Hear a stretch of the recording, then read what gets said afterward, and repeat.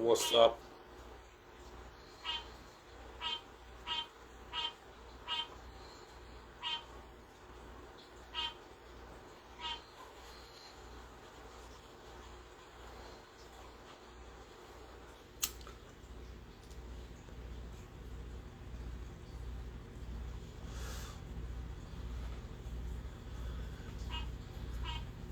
Send me an invite, Mac. Or a request. Let's get this going. I'm high as shit. Looks like we don't have problems like we did the other day. Guan. I'm gonna go ahead and warn you. There's a little frog that's sitting like right outside this window, and it must be mating season because he's going crazy. And so if you hear something that sounds kind of like there's a car alarm going off, it's just this little frog that's sitting outside the window. I heard that, and like, I got this weird thing where I can like tune shit out, but I hear it, and it didn't. But frog didn't come to mind. Dude, That's crazy. like all in the backyard is like the last 4 days it's been raining, and it's just been nothing but like it's a symphony of like frogs and bugs. And it's like this one, I looked, tried to see if I could find it because it sounds like it's like attached to the window, and I couldn't find it. Here we Bro, I don't know. I would have to find some type of predator, bro, because I cannot hear that all night, dude. Believe it or not, I don't. It's not something we hear because like it's a 2-story house, so like most of them are downstairs. Yeah. But like, yeah, this one just seems to be like right outside the window, and it's driving me nuts. I've been down here playing Xbox, and it's driving me crazy. Yeah, well, I think the frog wanted to tune in to Dank Talk, so salute to the frog. You hear me?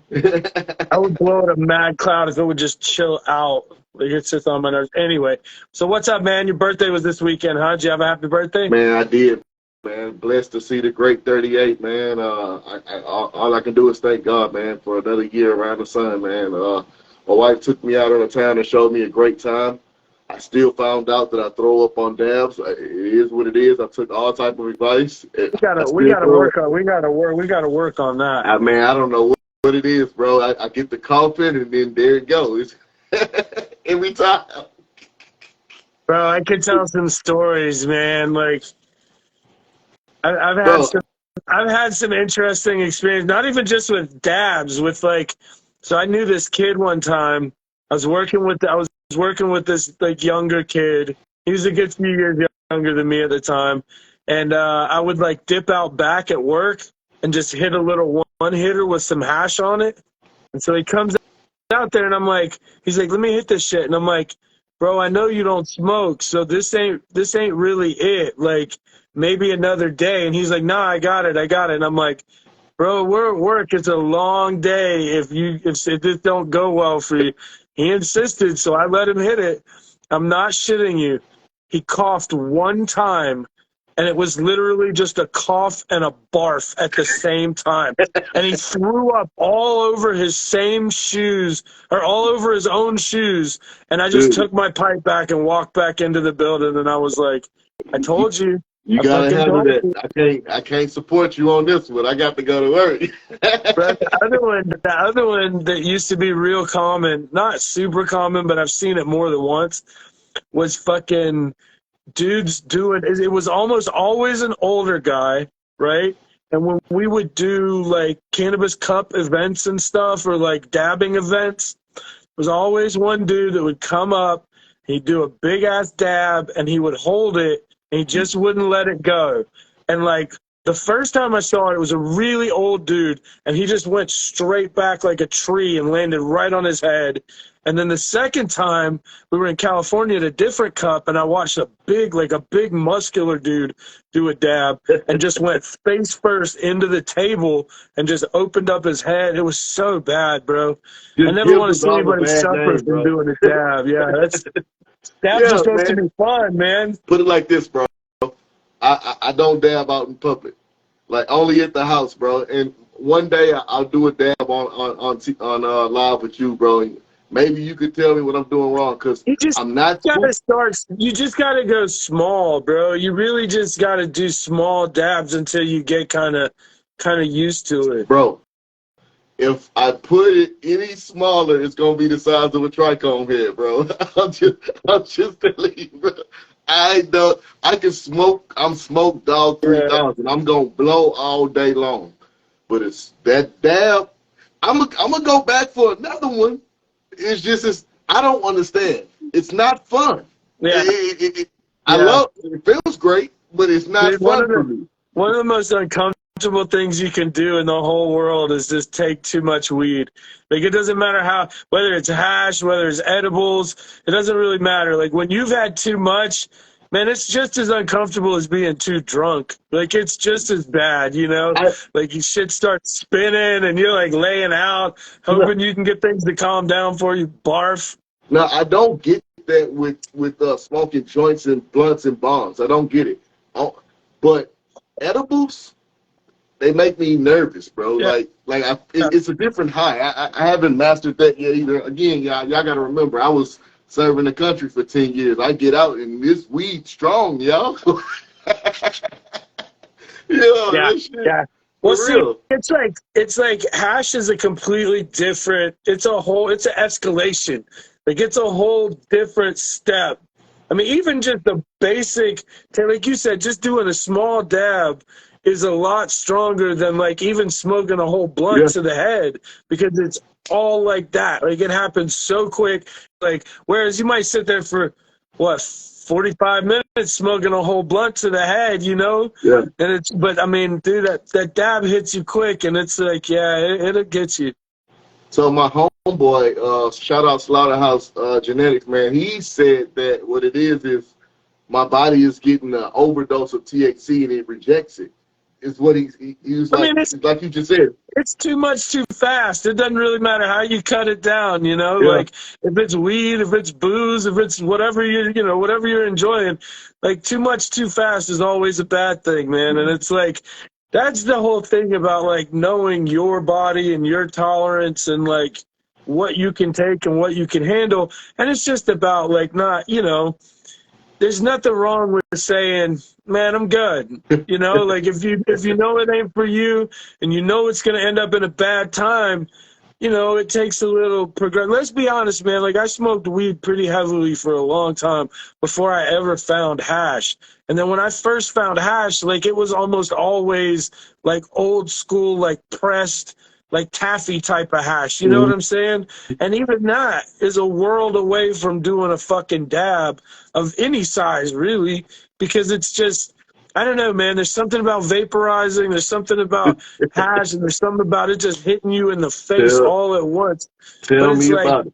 the same thing happened with edibles, but for me, yeah, either one of those can be just super uncomfortable, man. There's nothing worse than too much, man. And it's like I said, then now I will say, like if you can catch it before it gets bad, like before you're out, like down for the count. Usually it's best if you can just eat something. Like 9 times Yeah, out of 10, if you can just eat something, whether it's, usually something carbs, pizza, cookies, something fatty and something carb heavy, you can usually kind of pull out at the last minute. You might not be able to salvage the day, but you can salvage, not getting sick. But like, yeah, dabs are yeah, one of those things, man, that once it hits you and it's too much, man, you're in deep. here. I'll tell you a little short story, and we can get on topic. So about me getting fucked up. Yeah. So I'm in the military, and I'm growing, so I have harvest. I'm making butter and edibles and shit. So my homie throws a Halloween party, and he's like, "Hey man, dude, the last batch of syrup you made me was great, man. Make some punch or something, right?" So anyway, I make the tincture, right? Use my pots, wash them out, wash them again. Like, all right, cool. My wife's like, "Hey babe, I want to roast tonight." Cool. So I make a roast potatoes, and I'm eating it, and it's delicious. And I wake up about 2, maybe 3 hours before I got to get up and go to work. And I wake up, I'm like, "Oh shit, I got the vid." Like I feel weird. Like what the fuck? I go to sleep, wake back up. get in the mirror, I'm brushing my teeth, bro, and I'm like, wait, it feels familiar. Like, it's not sick. I'm high as a motherfucker, bro. Like the red, yo, don't use the same Yeah. pots that you And make tinctures in. alcohol at first. Bro, I will say, there's almost nothing more disorienting than eating so much edibles that you wake up the next day still high. Bro, like that whole day is just toast. That whole day is just ruined. Because it doesn't really matter what you do. You're never going to get back on the right foot until you've had like a solid night's sleep. Right. And it's like, bro, yeah, that's uncomfortable. Like you got to work, but you took too much edibles the night before and you're still kind of like, not even like still, you're high as shit still. Yeah, I've had that happen a few times. I used to make ice cream. I used to make like really good cannabis ice cream or hash ice cream. And because of the milk, because like if you use like whole milk especially, it's so fatty that it's just one of the best things that you can extract for edibles. And so we would make ice cream and it would be so bad, bro. You'd eat a teaspoon or two and your throat would be burning because I just put so much in it. I always been really bad about edibles. Like I always had high tolerance. So I figured if I make it strong for myself, then other people can just mix it down. It's like, look, if you don't like it, you can always just take a whole bowl of ice cream and put a little scoop in it, and now you've made less, you've made more, you've diluted it down so it's easier for you to eat. And it's like, for me, I don't want to have to eat a whole bowl of ice cream to get high. I'd rather just be able to go in there and like teaspoon it throughout the day and just get baked. And the whole thing, somebody just mentioned something about gummies. The whole thing about figuring out dosage is trying to get a relative idea for what your starting material starts at.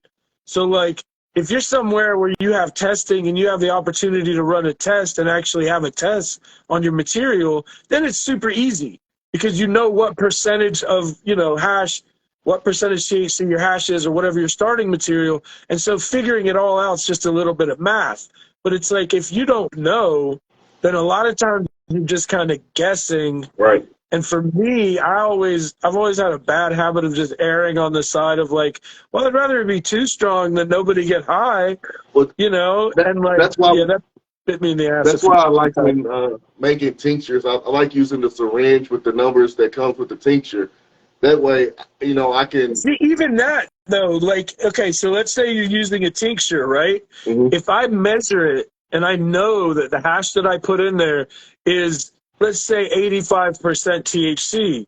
So then I know if I put X amount of grams of hash in, I know exactly how many milligrams are in the whole batch, right? Yeah. But if I don't have that first testing, if I'm just guessing, then it's really just like dealer's choice. Like it's hard. You could kind of maybe give it a range, but like it's really hard to dose unless you have a really good, idea of what you're starting with.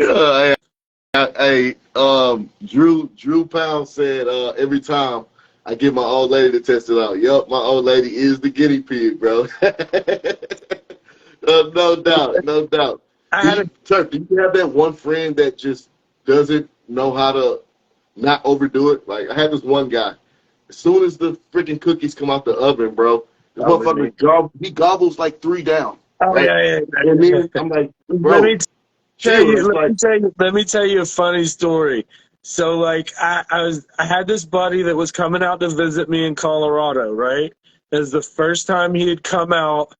And he was, I think for everybody that first trip to Colorado, like you get to go to a dispensary, and then just being in Denver, it's the Mile High City, so the altitude's a little weird, and the whole thing is a little bit much. Yeah.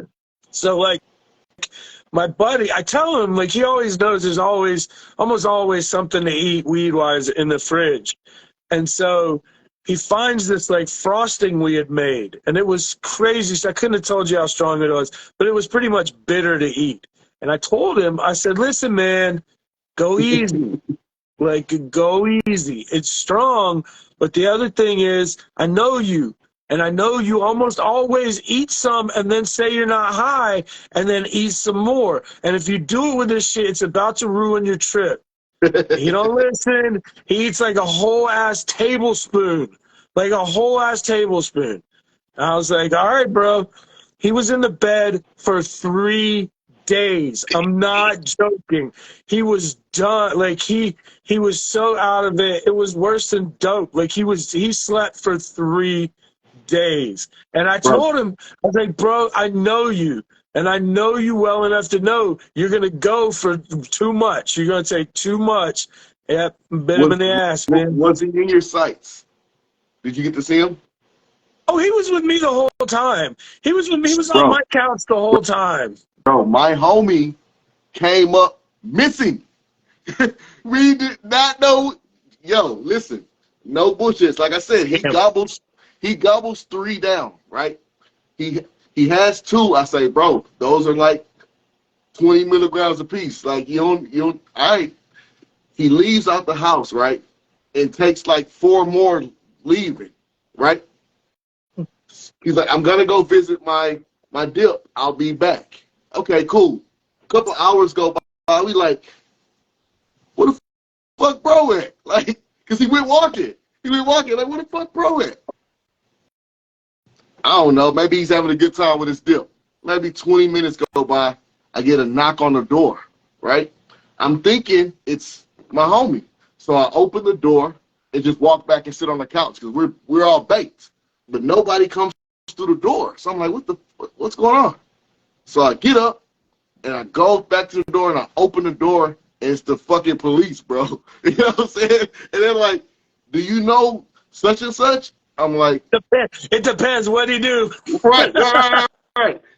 He's like, yeah. He's like, well, he's made 911 calls, said that he's bleeding in his, bro, no bullshit. So now I'm driving around looking for him, dog. You know what I'm saying? Can't find him. Go back. Like, hey, man, I don't know what else to do. You know, the police came. I can't call the police because they already know. Right. So in the morning, bro, my Ring camera goes off. This motherfucker comes like, we're asleep because we're all baked. So I didn't get it, so I wake up and I watch the Ring camera. He was like, bro, I forgot how to get back to your house.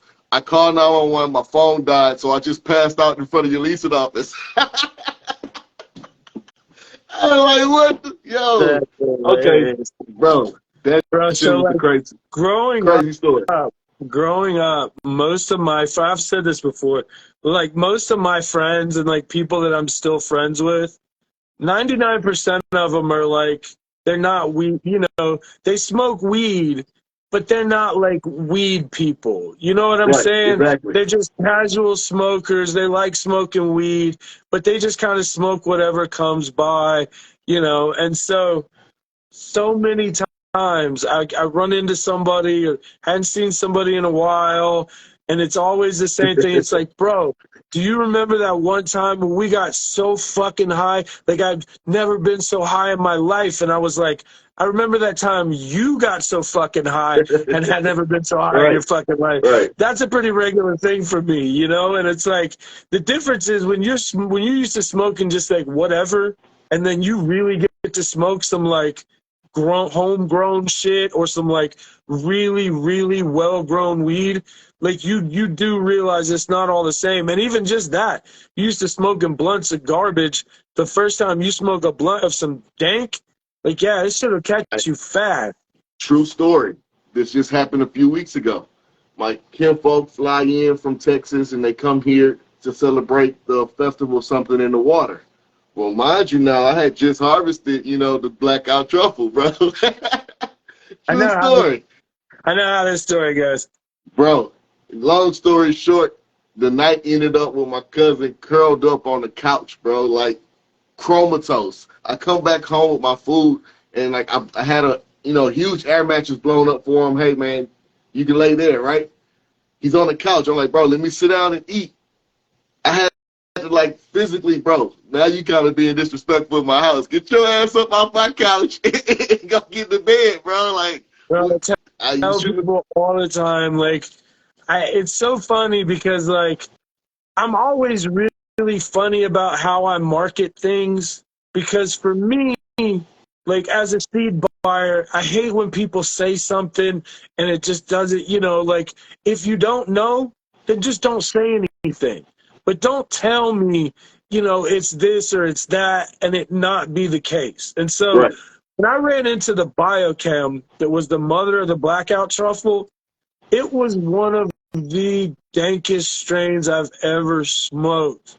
And so it's not one of those strains that always is going to test super high, but with the blackout truffle, it's got so much myrcene that it puts everybody to bed. Like it's one of those strains that will ruin your day, and that's what I usually need. Like I'm one of those people that like the stuff that puts everybody else to sleep is what I like to smoke all day long.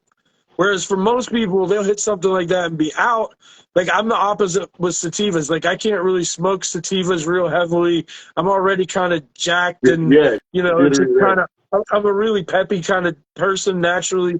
So it's like anything like that, stimulants or uppers, they just never really, it's just, I don't like being jacked up. But it's like with stuff like that, man, I can cruise all day with smoking heavy cushes, heavy indicas and stuff. And like for a lot of people, that's too much. The blackout truffle, I've had people tell me, and I'm not saying this to market, I'm being brutally honest. I've had people tell me their customers are afraid of it, that it just fucks them up so bad that they just like, they either, can't give it to everybody or they have to hold it for themselves or maybe they're just being stingy with it. I don't know, but man, hey, I wouldn't gas you up, and nor would my wife, bro. She tells me sometimes when I curate shit, no, that ain't it.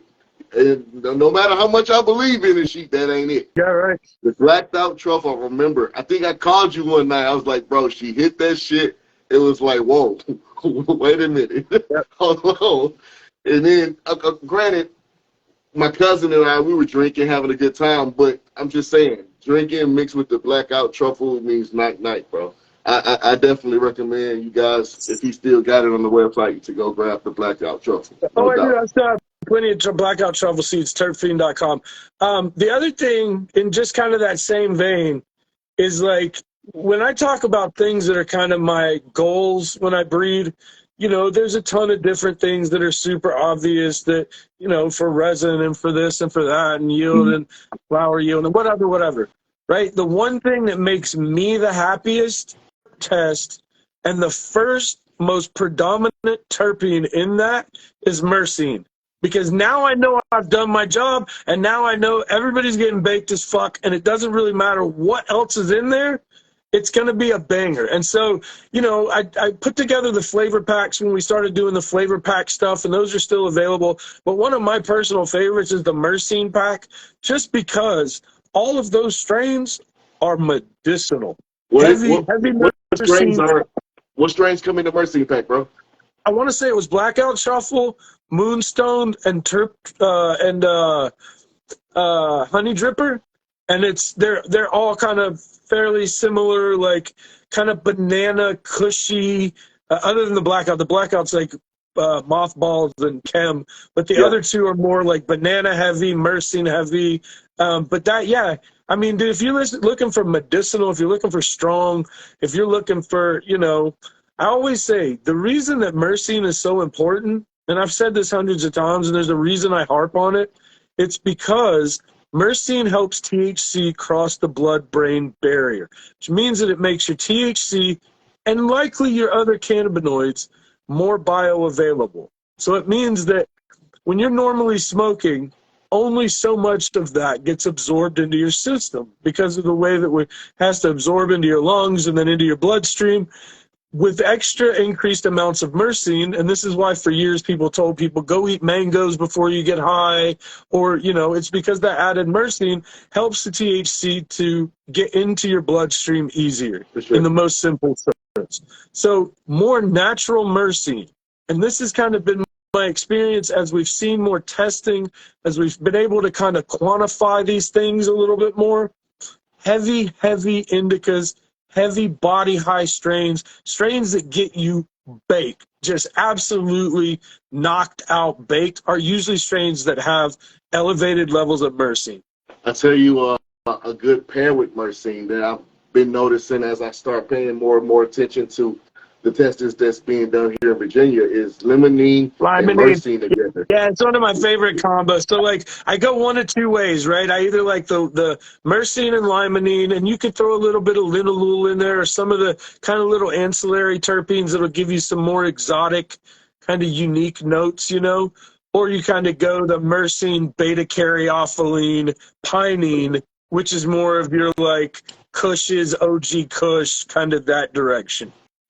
Most definitely, most definitely. One of my favorite strands right about now is the Forbidden Fruit. I'm not really sure who that's by or who did it, but it's probably one of the most, as far as out of the dispensary, tastes good, heavy medicated, strand that I found, and it's heavy myrcene limonene. So What is it? heavy Forbidden Fruit. I feel like that's one of I feel like that's a compound strain, but I may be talking out of my ass. It's a cherry Aficionado pie. It's a Forbidden cherry Fruit. pie. It says it's a cherry pie tangy. Yeah. Oh man, Tangy. I finally tried Tangy. Like I guess it's real Tangy. It's labeled and tested as Tangy. But yeah, Tangy. I definitely can see why Tangy has been a fan favorite, man. It's very delicious and very good with the medication. I don't know what Tangy's high in. Could someone look that up for me? It's limonene. It's got a bunch of other stuff, but like, so here's the kind of thing, right? So like, tangy is kind of a weird thing that gets kind of lumped in almost with the Blue Dreams, because for a while it was really overused, it was really pimped out, and I always said like there's less citrus in that than other strains. Like I think there's other strains that represent kind of citrus and weed kind of better, kind of more cleanly, more like orange peels or lemon or lime, versus with Tangy, I always said Tangy reminded me a mouthful of orange peels and wet cardboard, because it's got this like weird, I don't know how else to describe it, man. It's got this weird aftertaste that I was never in love with. But it has made some amazing crosses, some amazing hybrids. Yeah, it's, it's one of those strains, man, that like these days it kind of gets lumped in with like Blue Dreams and like kind of just overplayed strains, Yeah, you don't see it. You don't see it used often anymore, man. But I would definitely work with the Tangy. I really enjoyed it, especially with the Forbidden Fruit. Matter of fact, I wonder if I would bring the Tangy back to the Forbidden Fruit. What type of terps it would bring out? If it would actually give it maybe a more of an orange profile, because the Forbidden Fruit doesn't have an orange profile. It's more of just a sweet taste. I wouldn't even call it fruit almost. I would just say, or maybe fermented grapes, maybe, but more must than grape. But what's one?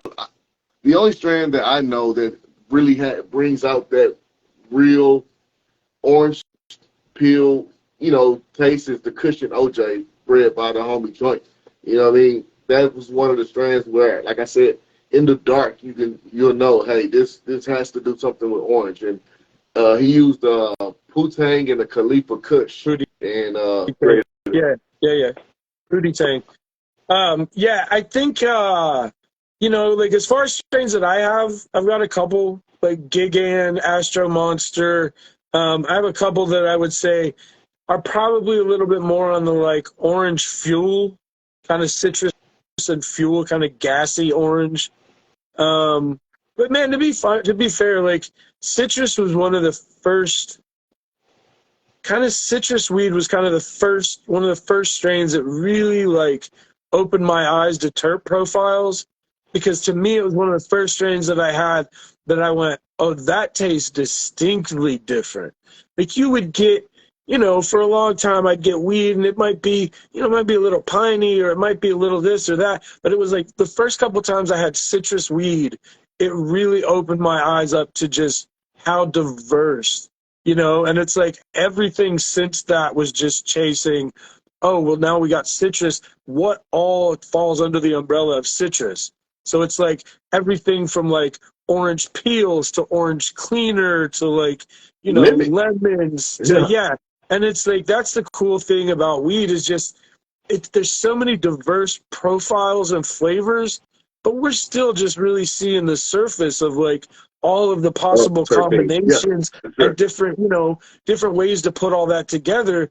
And, that's kind of what's cool about what's happening right now, just this huge explosion of genetics in that more people are breeding for things that maybe aren't important to everybody. Maybe it's some flavor that you just love and you're working with it in your, in your grow and trying to make more seeds. And that's awesome, because everybody has a goal in breeding or should have a goal in breeding, but that goal is also often going to be a personal thing. It's often going to be something that, that you like or that you're into or that you're passionate about. Right. And man. I was having that thought just today in the garden, man. When I was sitting there, I was like, 20 years ago when I first started this, it was hush hush. Nobody knew that I was growing. I didn't know if anyone else was growing, and I don't think it was as pronounced with breeders, but now there's thousands and thousands of fucking breeders, let's be honest, right?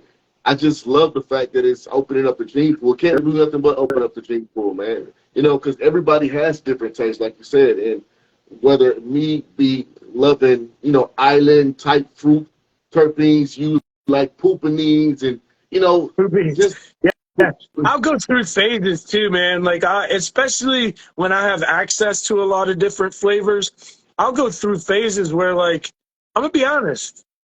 You want to stay high? You say you got tolerance issues and you want to stay high? Make sure that every dab you do is a different flavor and you'll never have tolerance issues again. Like the reality is like to be able to switch it up as often as you can so that you're always getting a different terp profile, you're always getting a different cannabinoid profile, and that's the way to guarantee like fuck all that like I'm taking a tolerance break. Like, fuck that. Just give me 10 flavors. We're good. And that's the problem I have in my garden, man. I can't choose to just grow one particular thing because that's I'll get tired real. of it quick. Yeah.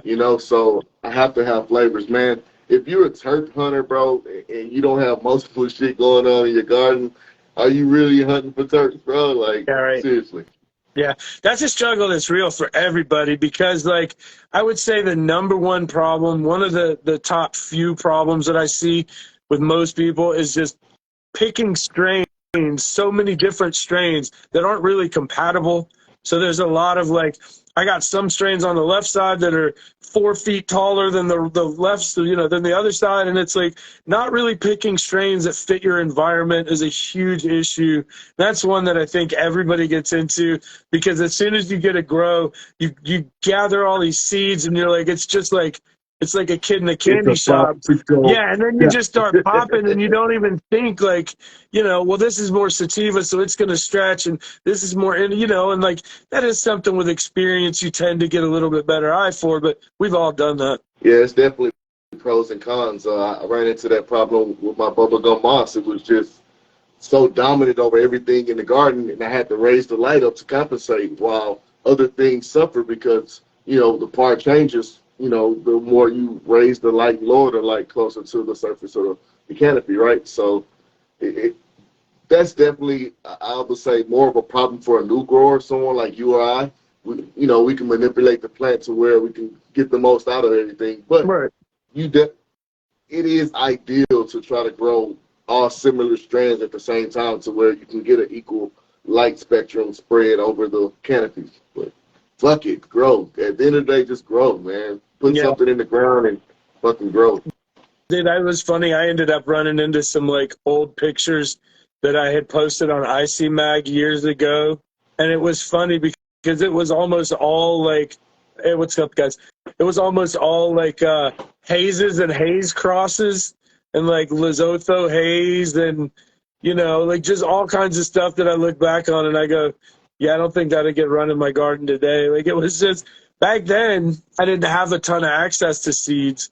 So it was like I just ran whatever I could get my hands on. If it was cool, I might win something in a contest or trade with somebody or something, And so as I started to put together seeds, like back then I would run anything that sounded cool or interesting or unique or like, and yeah, you know, part of me wants to do like just a weird sativa pheno hunt, and it's just, I don't know. I don't know if I got a whole extra month to blow on a flower room, man. Yeah, man, it's not fun after man. Now it's like, let's get out the way. I want to put somebody else in here. Someone else is ready, you know, Yeah. like get out the way. Right. And it's like sometimes it's worth it, because I will say that when you find like a sativa leaning banger, like a really nice hash plant sativa leaning, they're worth it, because that's where you're going to find those big, giant, healthy 120 to 160 trichome, like the big fatty trichomes, but it's so much work. I grew out the Mazar Shari. No, I lied. I grew out the Cali Round last run, man, and after everything was harvested in 3 weeks, it still looked like week 3. I was like, yeah, nope, you gotta go. It was starting to get, you know, nice and fat, and I could see the potential, but I didn't have time for your development. Bro, I already get antsy if I'm getting, you know, if I'm getting towards the end of like week 8 and it ain't on point, and I could tell I could tell you're still looking at 3 or 4 more weeks. No, man. Yeah, I don't know if you're gonna make it, bud.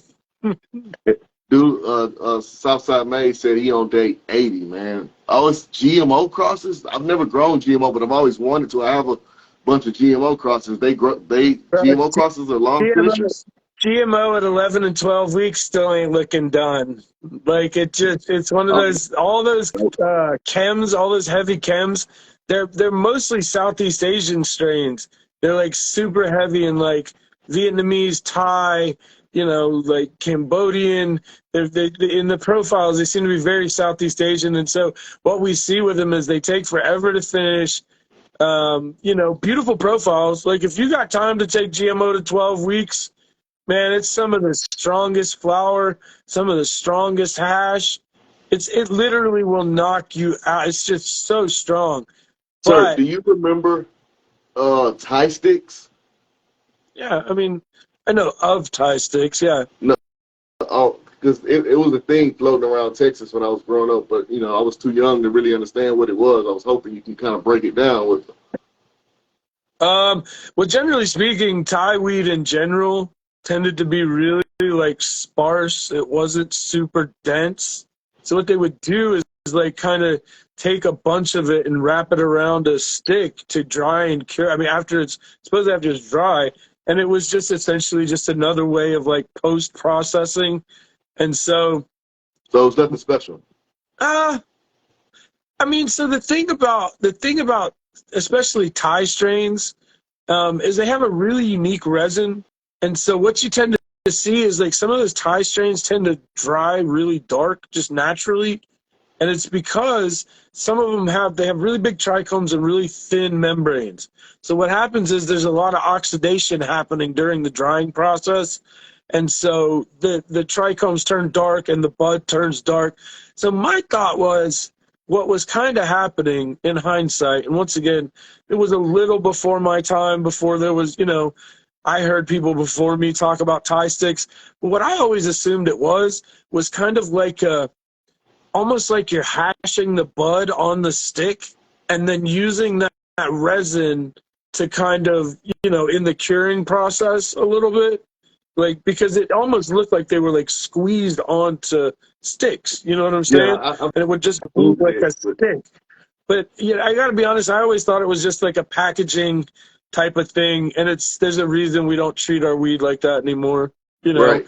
Because you don't see them, you don't hear about them anymore. I didn't know if it was a lost art or people got smarter. You know. Now, I think what it was Thai weed is just awesome. Like, it's super strong. And, like, I always say, like, the strongest, headiest, dankest, like, what you would think of as indica that I ever had was a Thai bud.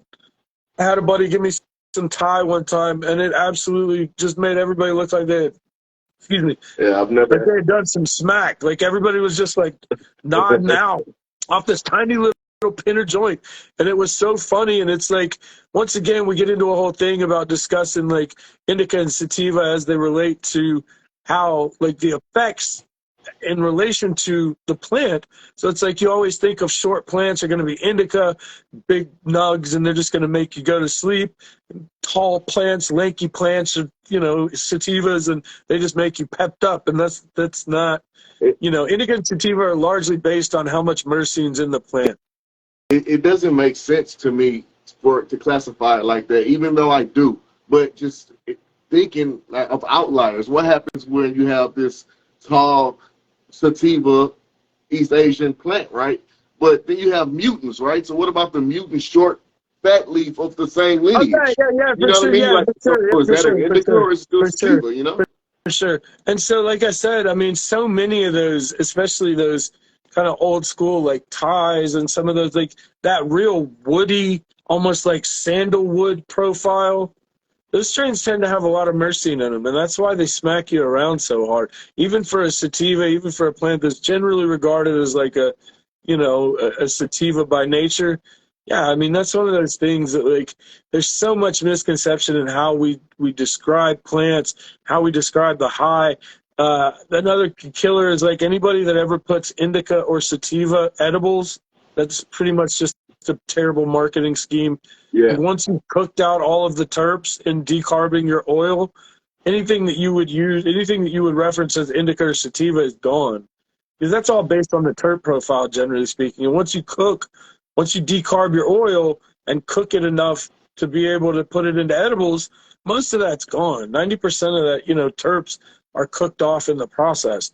So it's one of those that, like, marketing as a sativa edible or an indica edible, I mean, you're probably just saying that because of the flower you put in. You're just saying, oh, we put indica in it, indica-type flower. But the reality is, once you cook it and decarb it, there's not a whole lot of indica or sativa left. Really? Yeah, man.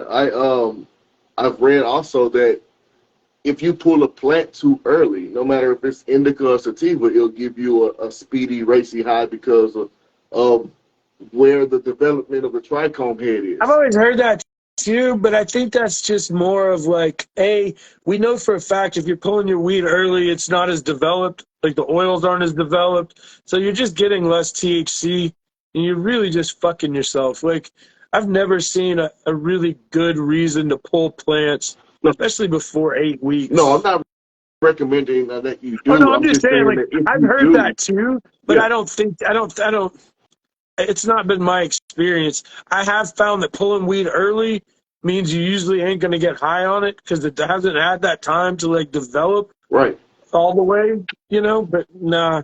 I mean, just think, me just thinking of the process of the trichome maturing and even at the death of the plant, how the trichome the chemicals still change. So, and they say, the more amber trichomes you have, the more medicinal or medicated you get, right? The more mature your oil is. So, like, normally letting it go that far essentially means that some of the trichomes are beginning to oxidize. And that means that amber color is essentially the oil oxidizing within the trichome. So when you say that picking it early, it's not going to get you as high, I mean, that we can, because just there's less oil there. There's less THC, there's less terpenes, there's less of everything. And it's like somebody said, you'll get pretty extracts, like people that make BHO or rosin. Sometimes they'll pull like 58 days, like right at 60 days. They'll pull a little bit early so they can get, like, it makes your hash really white, if that's your thing. But, man, I've always had kind of a bad experience with really light colored hashes, like really light, because, like I said, it just the terps aren't as developed. There's not as much THC. There's not as much oil. And just let your plants go. Let them go. Yeah, for sure. For sure. But everything has its purpose. Like Danny said, if there's a guy known around, where he's from that pulls early for, less headier, less it's missing the complexity. Most of the grows that I've seen that run hash pull on the earlier side. It's like, and I get it, I guess, in the sense of like most of these grows are set up to do 8 weeks. That's it. So they hit 60 days and they're done. They're ready to be done. Doesn't really matter if the strain's ready. Doesn't really matter if it's finished. And that's kind of the commercial shuffle, is like the way that it's looked at is that's time you're down. That's time you're wasting time. You could be doing another room, and it's like, I don't like that. Like, I'm not a big fan. Like, I would rather, plan it so that you can, if you have strains that are going to go more than 8 weeks, they have enough time to actually go. So it's like maybe you do a half a room of more of later stuff and a half a room of earlier stuff, and then that way you can just harvest the half that's ready or something, so you can give other. But running sativa strains in general and just not giving them time to finish, what's the point? Do you see a lot of sativa strains in a commercial environment? That's why everybody loves Blue Dream. So everybody loves Blue Dream because it throws down, it's dense as shit, and they can call it a sativa. I mean, it's technically a sativa leaning hybrid when you look at it, and you see buds that are just like 3 feet tall and a foot around. You go, well, I don't know how much sativa is really in that shit. But yeah, I mean, it's generally a sativa leaning hybrid, and that's why people love it, because they can put it on the shelf. It doesn't take 12, 14 weeks to finish. They can call it a sativa. The effects aren't going to get you super baked, so you're just going to think it's, kind of peppy instead of being like, oh, it knocked me on my ass. Yeah. It's just because it's not that strong. But yeah, man, strains like that, man, dispensaries love, because, Ghost Train Haze is another good example of a strain that they can put on the shelf, because in the dispensary world, you generally want to keep some indicas and some sativas, right? Now, most places aren't carrying like land race African sativas or land like real sativas. Most of what you see on the shelf as a sativa is some sort of kind of sativa leaning hybrid like Ghost Train Haze or Blue Dream or something like that. Stuff that still produces, still stuff that's close to 8 weeks or that's close enough at 8 weeks. But yeah, I mean, you go into any dispensary and they're all going to have something on the shelf that says sativa. For sure. But whether that's actually much sativa in it is a whole different debate, because, like I said, it's the 30%. They come in and they either want an indica, they want a sativa, or they want something that's 30% THC so they can cuss to the next guy down the line, Yeah, man. I've had Blue Dreams quite a few times, and I didn't see where all of the hype comes from with it. It never really impressed me. Then you got to grow it. Once you grow it, you'll understand any hype that's ever about it, because everybody that's ever experienced it on the flower, on the customer side, like you said, most people have the same opinion. It's not super strong. It's kind of pretty, but it's not a strain that's ever going to overwhelm you with flavor or terps. Generally, kind of, if you're lucky, it's got kind of like a light blueberry muffin thing, but most of the time it's just a generic sweet. Like, it's just a generic kind of sweet weed profile. Mm-hmm. But yeah, once you've run it, man, once you've seen it produce, it's one of the heaviest producers I've ever seen. It's the only strain I've ever seen somebody actually do, like, well, the term 3 a light doesn't really work out in the LED world, but that was for years and years and years, like 3 pounds of light was kind of the measure of like the extreme end of yield, right? And as we change to LEDs, we got to find a new measure, a new general use there. But yeah, and so, man, I've seen it throw some of the biggest single buds I've ever seen in my life. Like, it's does it produce half the squish well? Here's what's funny. It washes it dumps. Like, it throws a lot of hash, but it's super waxy, so it doesn't melt well. And you lose a lot to the rosin bag. Like, if you're rosining it, it's never going to throw 6-star, like, great, amazing melt. But yeah, once you get out of it, you usually get a lot, but it's just not the greatest. Once again, there's nothing about it that's amazing unless it's the yield.